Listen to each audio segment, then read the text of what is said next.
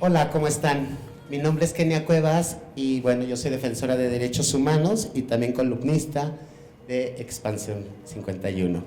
Y bueno, pues estoy aquí muy agradecida con Dios y con la vida de poder participar en este foro tan importante y tan relevante como es la agenda transgénero y los retos que enfrentamos. Las personas transgénero tienen una tasa de desempleo del 90% en México. Menos de la mitad de las compañías en el país establecen políticas de desarrollo que a las mujeres trans no les impacta. También la temática de las vulnerabilidades que vivimos y enfrentamos desde el momento que queremos ser mujeres trans en el país e históricamente. Y hoy tenemos a dos grandes personas, a la diputada federal Salma Luébano, que también pues en este periodo legislativo le toca representar a la comunidad trans en el Congreso, y también contamos con Julieta Brambili, que bueno, pues también está como directora de comunicación en el INEGI. Y bueno, pues en esta ocasión vamos a presentar algunas preguntas que quisiéramos que nos contesten desde su experiencia y cómo les ha tocado vivir, ¿no?, y enfrentarlo como personas trans. Y una de las primeras preguntas es: ¿cuál es el principal reto social para las mujeres trans en México y en el poder legislativo? Ay, perdón, la costumbre. Bueno, buenos días a todas, todos y todes. Es para mí un honor, como mujer orgullosamente trans, participar en este importante foro iberoamericano económico de nosotras las mujeres, organizado por Expansión Medio, líder en negocios, economía y política de México.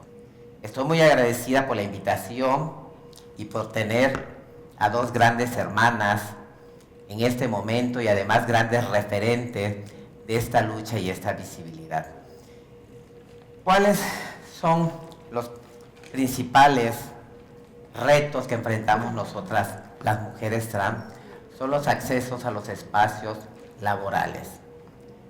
Si bien hemos ido avanzando con lo que nos han permitido es ser estilistas, y en mi caso lo soy por años y orgullosamente estilista, el dar show transvestis, el ser modistas y el ser trabajadora sexual, lo cual también lo he ejercido.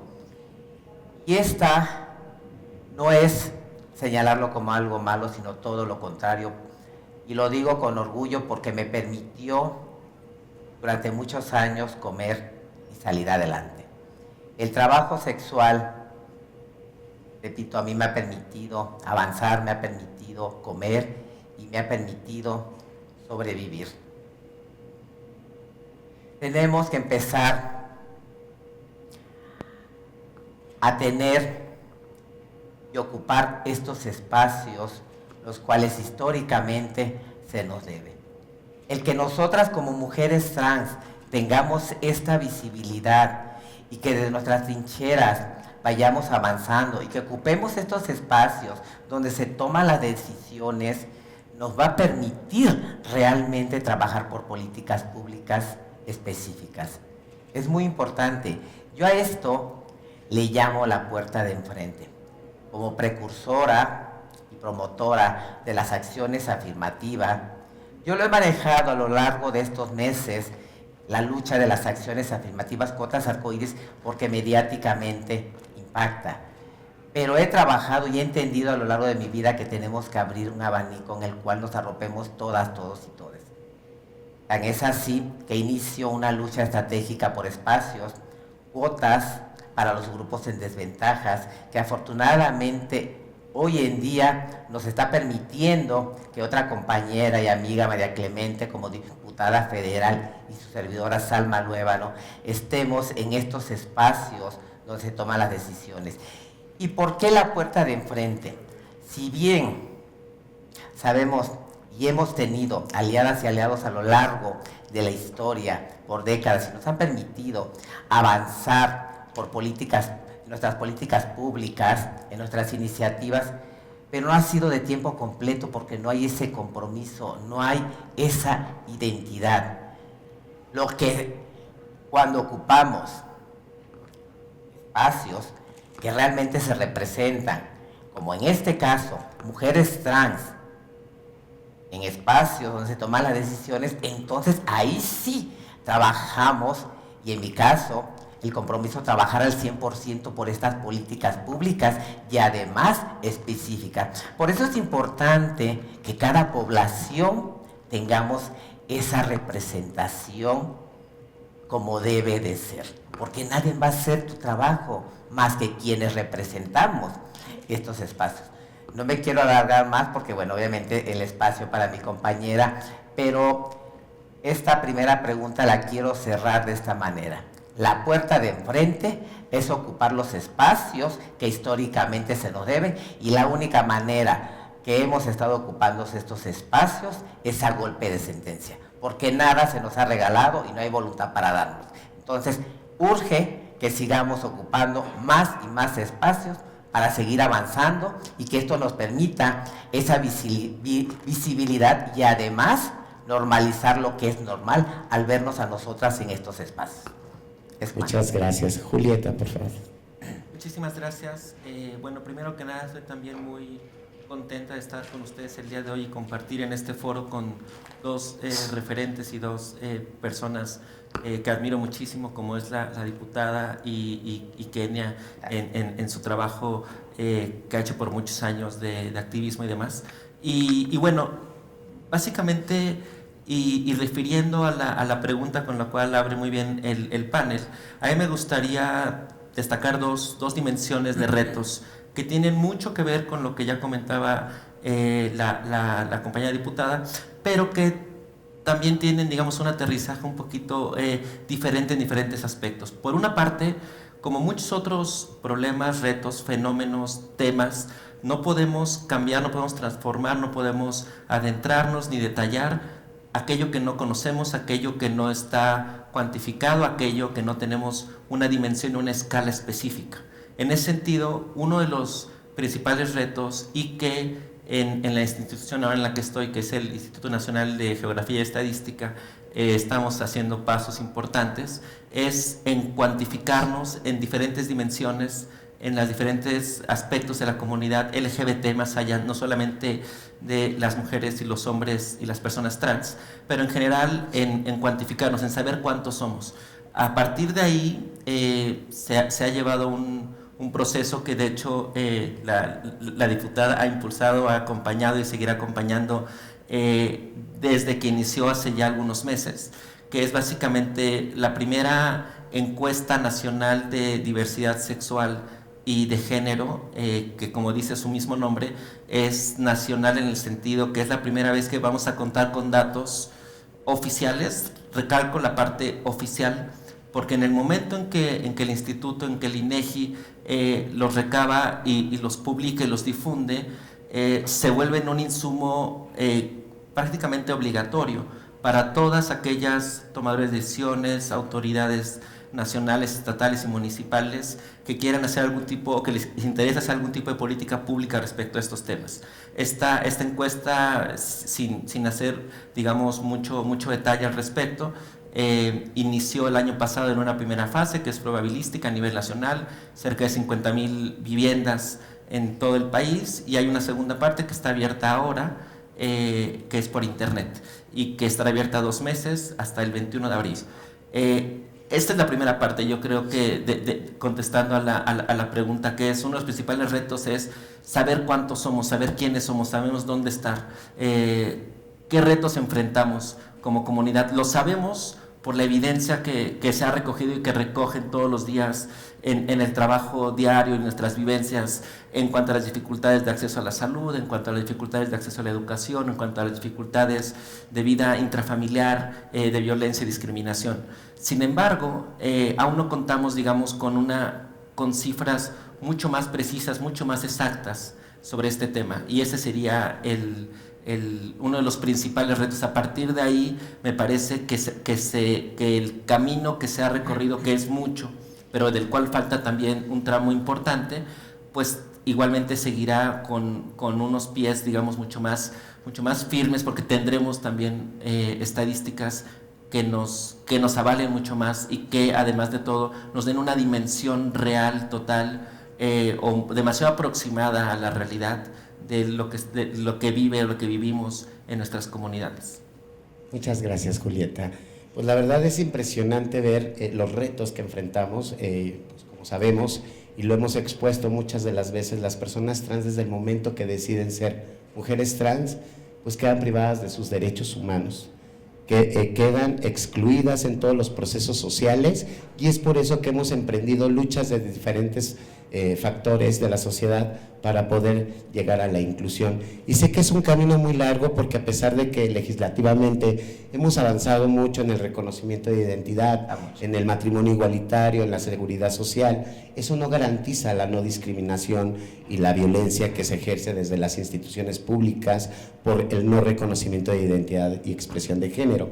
Y en ese sentido, Salma, tengo una pregunta muy puntual para ti. ¿Qué hace falta legislar en temas de diversidad sexual y de transgéneros para poder seguir avanzando en nuestros propios derechos, ya que sabemos que los derechos humanos en realidad son derechos para todos y todas, pero que no son así cuando te implica, ¿no?, una cuestión de trans? En esta lucha de estos litigios estratégicos, en esta lucha de buscar estos espacios, me encuentro precisamente con el tema tan importante que son las estadísticas.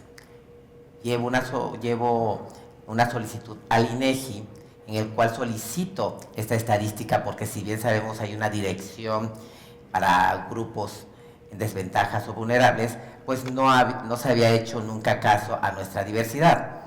Bien, no me reciben y pasan los meses. Viene lo de la pandemia, entiendo que por el tema de los de la pandemia, bueno, pues esperar, llegamos a semáforo verde, vuelvo a ir, no me atienden, hice una clausura simbólica. 15 días después de esta clausura, que fue como en marzo aproximadamente, hubo una reunión. En ese entonces estaba todavía como jefa como secretaria de Gobernación nuestra querida Olga Sánchez Cordero, y el presidente del INEGI se comprometió a realizar ya este censo arcoíris, en el cual fue un referente con 50,000 familias, y he estado yendo con el director de esa área, en el cual, bueno, pues ya llevamos un gran avance. ¿A qué voy con esto? Es muy importante tener las estadísticas, porque eso nos va a permitir precisamente darnos cuenta de todas estas necesidades, ¿sí? Entonces, tan es así que cuando se logran estos espacios para los grupos en desventaja, y en este caso específico nuestra población, bueno, pues no alcanzamos más espacio porque no hay un referente de cuántas somos. Entonces, por eso la importancia de tener esta estadística, porque nos va a permitir, las estadísticas son importantes para todos, son números, y eso nos permite precisamente en el caso como legisladora, pues trabajar sobre estas políticas públicas específicas, sobre estas iniciativas. Bien, la importancia es precisamente tener estas estadísticas, trabajar realmente por estas políticas públicas y los espacios. Repito, los espacios es la puerta de enfrente, porque el tener un trabajo digno nos va a permitir tener salud digna, tener vivienda digna y tener esa gran transversalidad por la cual he estado trabajando y he estado señalando que es tan importante para la dignificación de nuestras poblaciones, y en este caso para nosotras como mujeres trans. Nosotras como mujeres trans, nuestra lucha es el doble, el triple.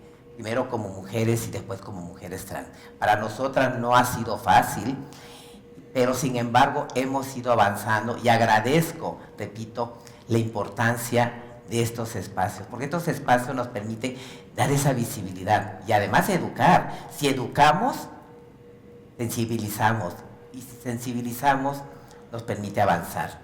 Muchas gracias. Julieta, una pregunta muy puntual. En el servicio público que realizas, sé que como mujer trans, y yo también siendo una mujer trans en el servicio público, pues me he enfrentado a varios actos de discriminación.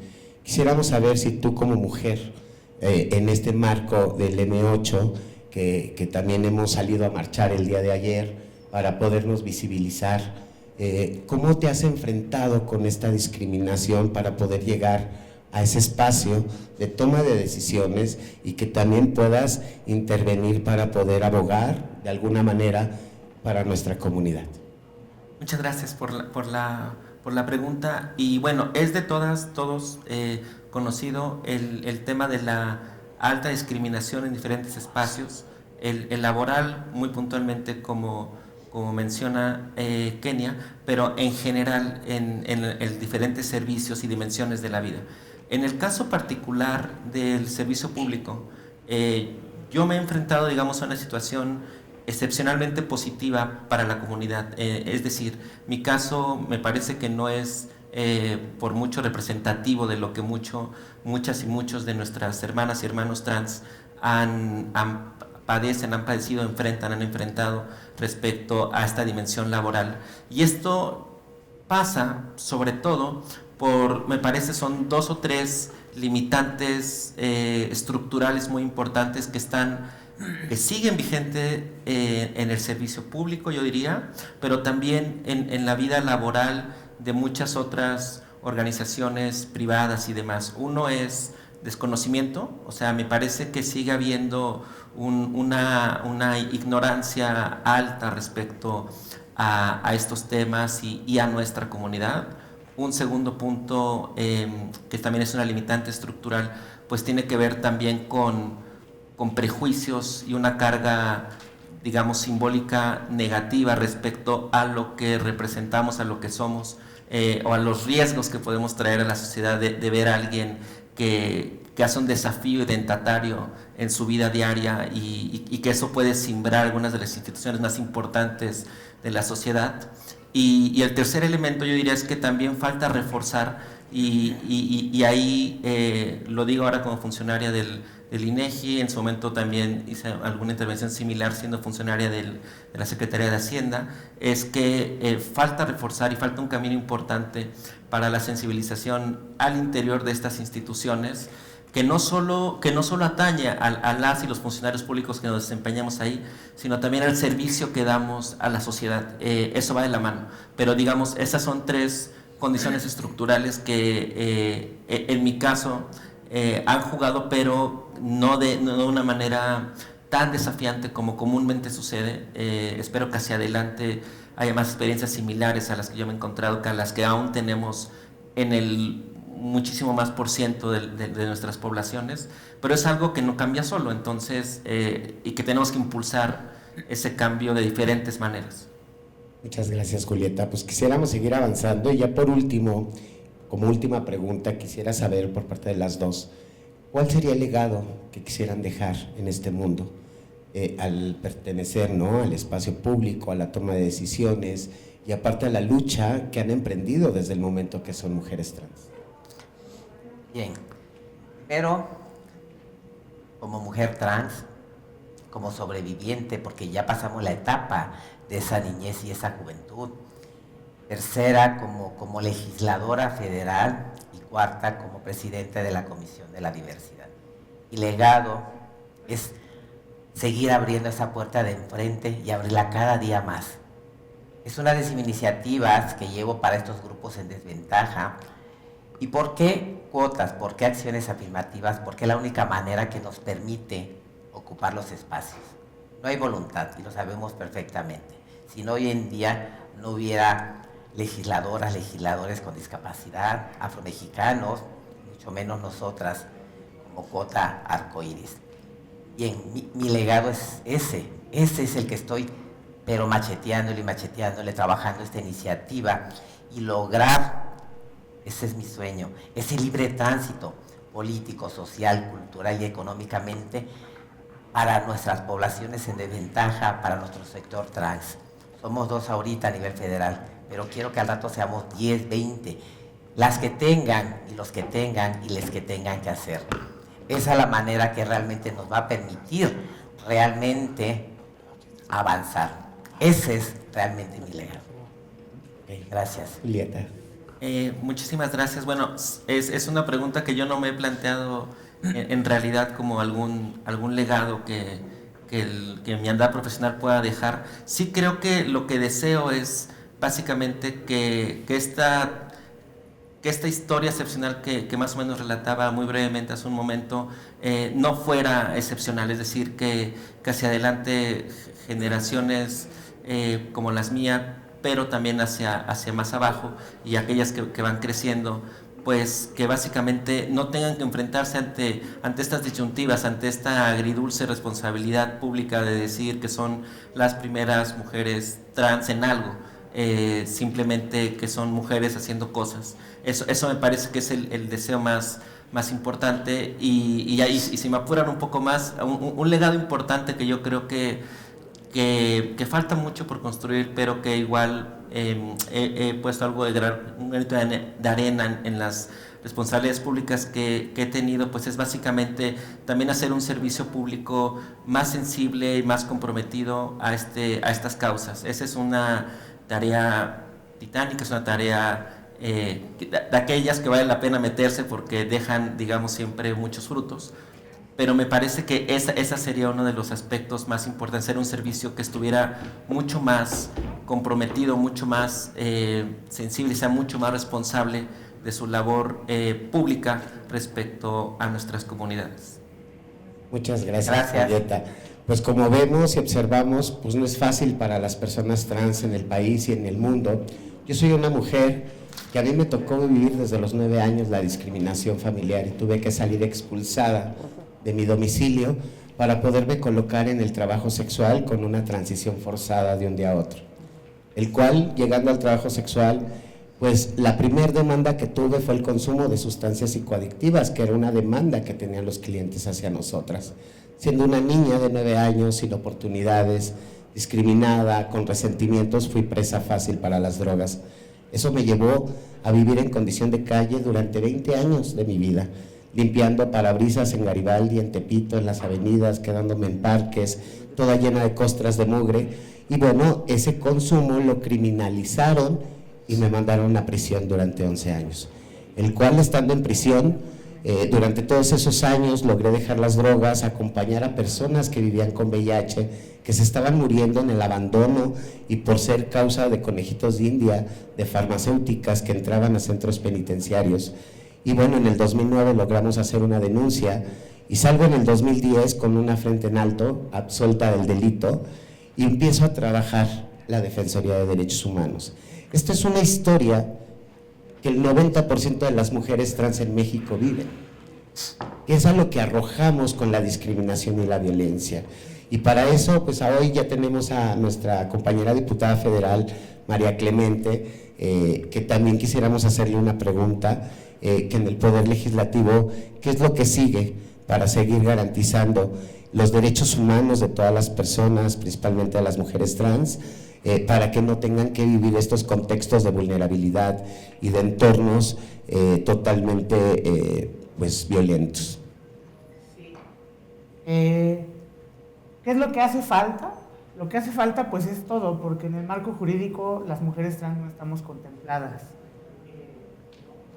Y es preocupante que vamos avanzando en términos de tener el derecho a la identidad de género, pero dejamos de lado otros derechos sociales que deberíamos tener acceso y que no están siendo parte de la agenda de esta legislatura todavía. Hay muchas iniciativas en temas de diversidad sexual bastante relevantes e interesantes, pero me parece que, por ejemplo, pensar que en la Ciudad de México contamos con una unidad de atención a la salud de las personas trans, que fue creada con base en una ley de salud que fue derogada de acuerdo al nuevo marco constitucional, ¿no? Como se constituyó la Ciudad de México. Y en la nueva ley de salud de la Ciudad de México no vienen contemplados en los artículos, los bullets que venían ahí contempladas los temas de salud para las personas trans, y que eso es lo que justificase en su momento la creación de la que entonces aspirábamos a tener una clínica, que hoy solo es una unidad.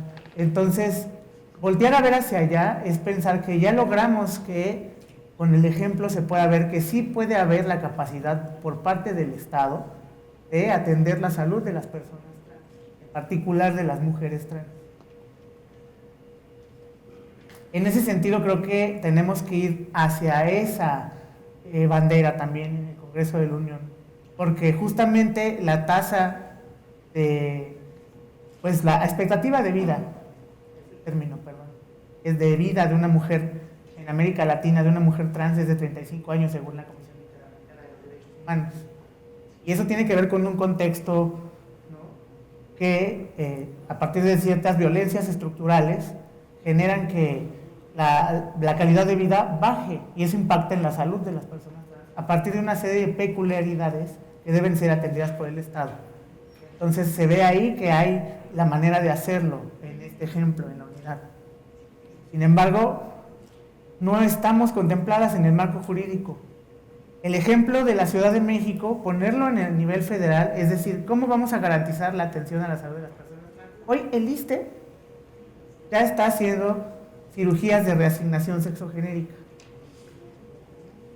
Eso es súper importante, pero esto está dependiendo de la voluntad del funcionario en turno, del director del instituto. Me parece que en este momento es el doctor Pedro Centeno, un gran compañero.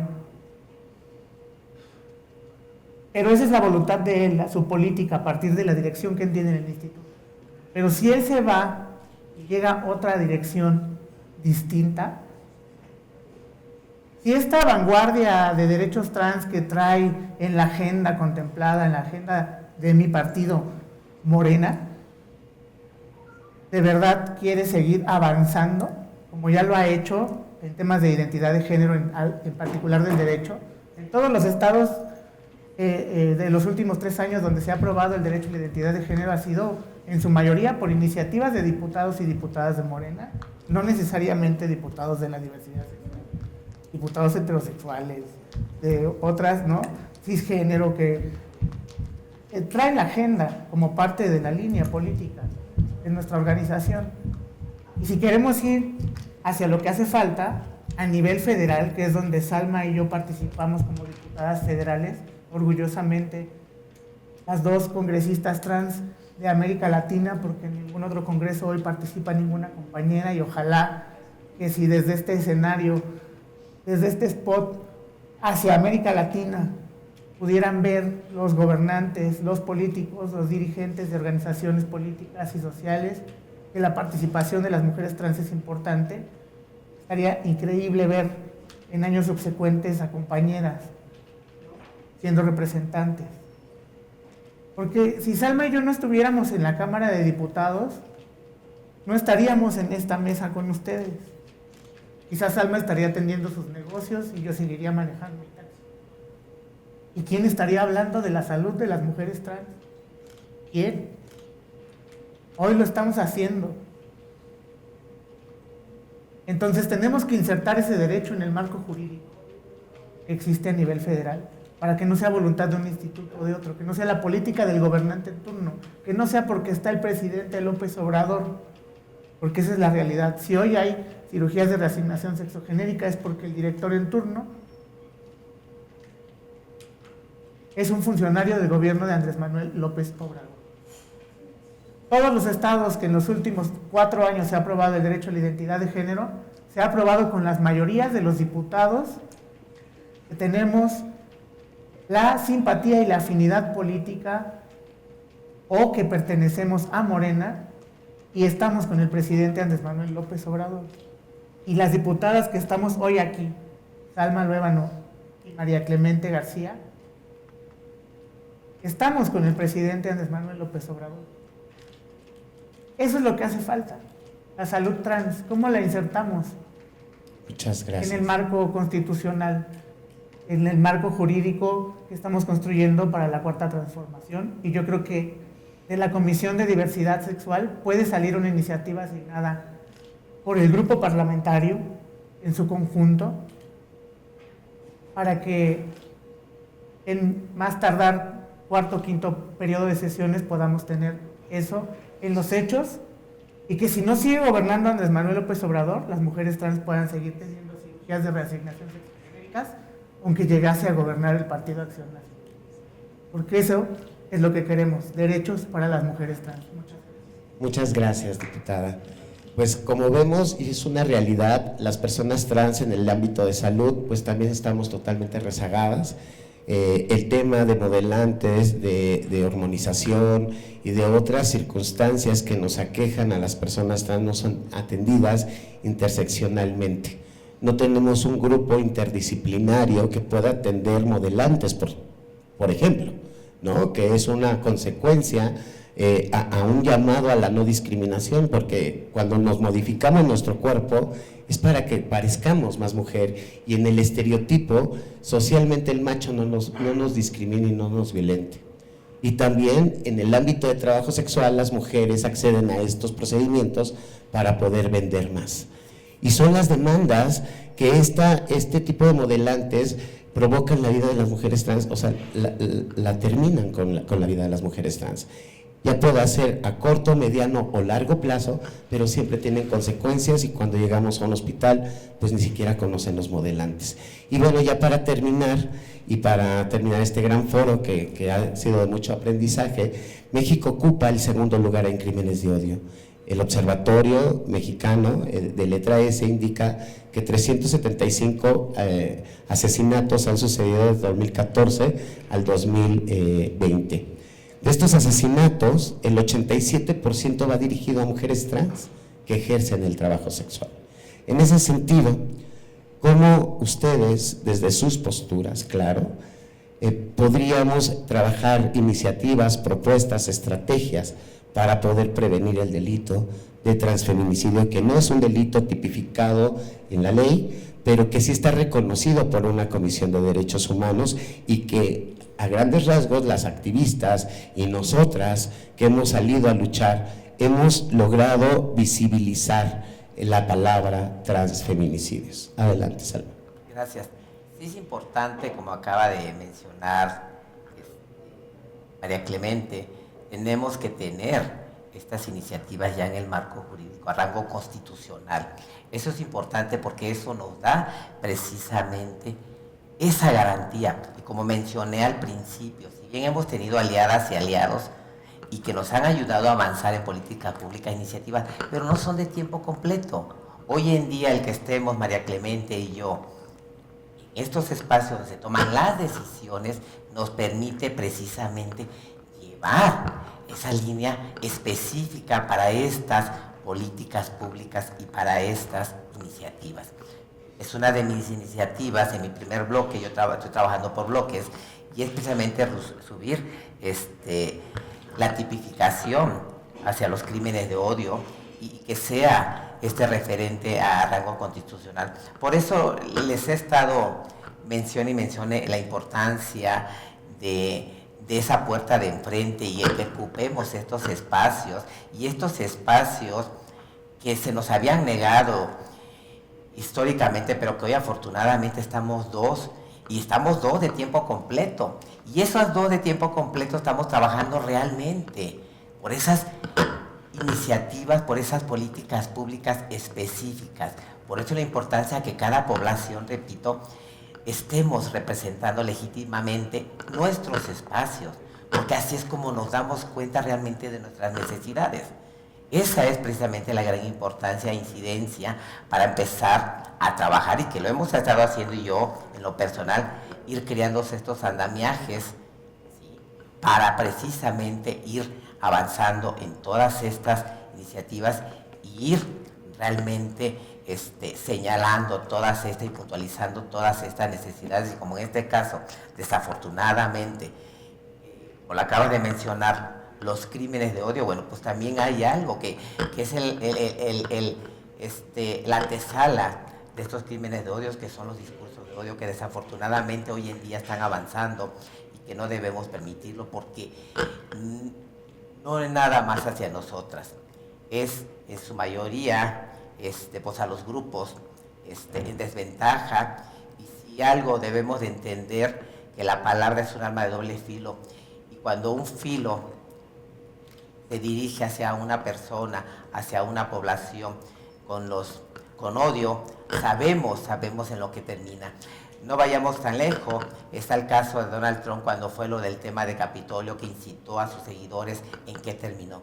Entonces, no es algo a la ligera. Los discursos de odio realmente nos están matando, desafortunadamente están avanzando. Entonces, son temas que tenemos que señalarlos, tenemos que denunciarlos y obviamente, bueno, pues el tener estas políticas públicas para que esto no siga avanzando y por medio de qué, bueno, pues estas reformas constitucionales.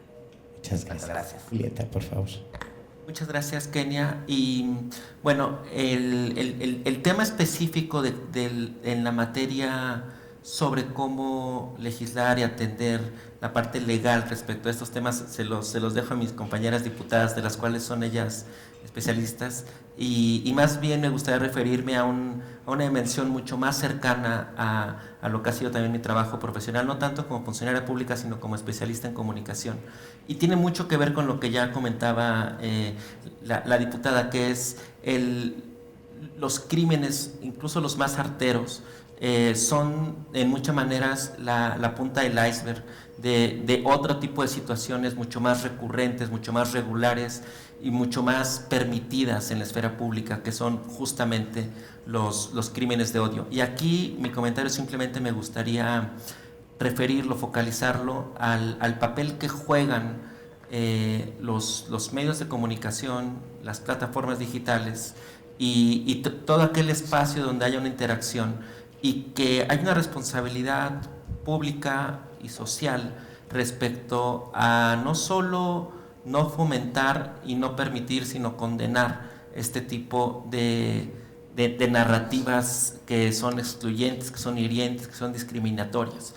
Ahí me parece que como sistemas de medios, como el ecosistema que tenemos de medios de comunicación en el país y de periodismo, hay mucho que avanzar respecto a condenar por una parte este tipo de discursos, sacarlos de sus propios espacios si es que le dan alguna cabida, y por otro lado visibilizar la problemática en todas sus dimensiones. Sigue siendo lamentable que solamente cuando ocurre un asesinato, un crimen fatal, se vuelva noticia. Y es lamentable por muchas razones. Entiendo cómo funciona la lógica del periodismo y de las noticias.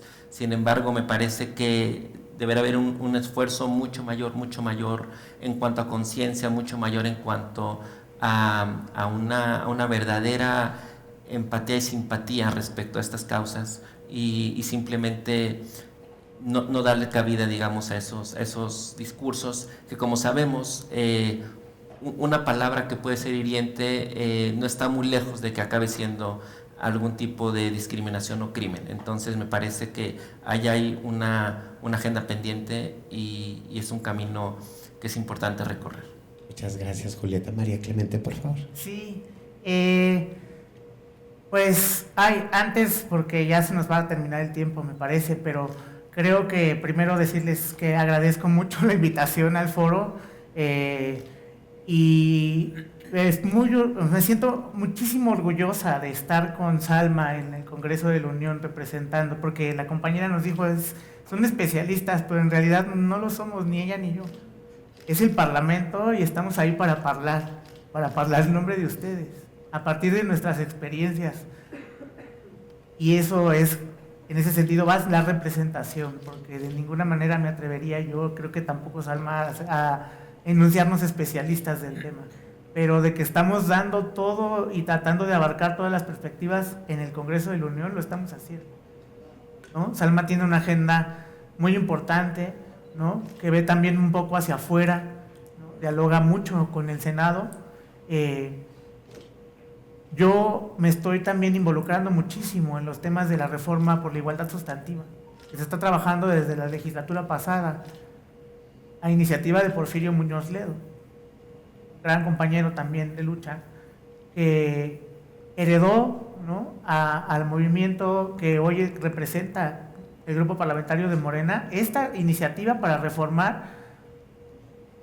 Son 150 disposiciones que van a modificar el marco constitucional en beneficio de todas las mujeres de México, y que hoy están trabajando en un grupo plural de mujeres. de todos los partidos políticos del país. Es una pluralidad democrática en la que uno de los puntos de los 150 disposiciones a modificar es el artículo 1 constitucional, para que por fin, hace rato que me preguntabas qué hacía falta, quede integrado ya el derecho a la identidad de género en ese artículo, en el marco constitucional. Y yo creo que es muy importante que desde este foro vayamos a apoyar a todas las mujeres de todos los partidos políticos en México para que esta reforma salga, para que todas las mujeres, incluyendo a las mujeres trans, tengamos derechos dentro del marco constitucional. Muchas gracias.